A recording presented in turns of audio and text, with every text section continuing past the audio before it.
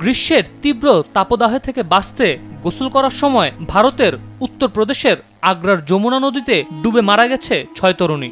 গতকাল মঙ্গলবার দুপুরের এই মর্মান্তিক ঘটনাটি ঘটেছে বলে জানিয়েছেন ভারতীয় গণমাধ্যম এনডিটিভি। ভারতের আগ্রার সিকান্দ্রা এলাকায় এই ঘটনার পর পুরো গ্রামে শোকের ছায়া নেমেছে। প্রত্যক্ষদর্শীরা জানিয়েছেন, মেয়েরা মাঠে কাজ করার পর ঠান্ডা হওয়ার জন্য নদীতে গিয়ে পানিতে নেমেছিল। প্রত্যক্ষদর্শীরা আরও জানিয়েছেন, প্রথমে তাদের নদীর তীরে খেলতে এবং ভিডিও রেকর্ড করতে দেখা গেছে। এরপর ধীরে ধীরে গভীর পানিতে চলে গেলে স্রোতের টানে ভেসে যায় তারা। প্রাথমিক প্রতিবেদনে বলা হয়েছে ৪ মেয়ে ডুবে গেছে। অন্য দুজনকে গুরুতর অবস্থায় উদ্ধার করে নিকটবর্তী হাসপাতালে নিয়ে যাওয়া হয়, কিন্তু দুর্ভাগ্যবশত চিকিৎসার সময় সেই দুজনই মারা যায়।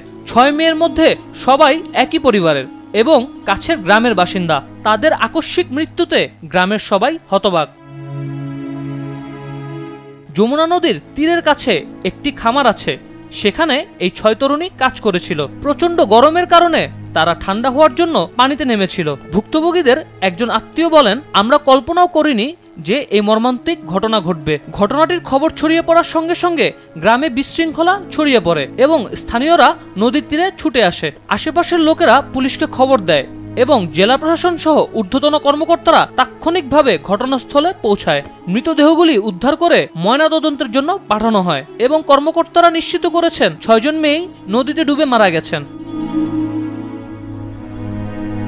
জেলা প্রশাসনের আশ্বাস, শোকাহত পরিবারগুলোকে প্রয়োজনীয় সহায়তা প্রদান করা হবে। নিউজ ডেস্ক, দেশ টিভি।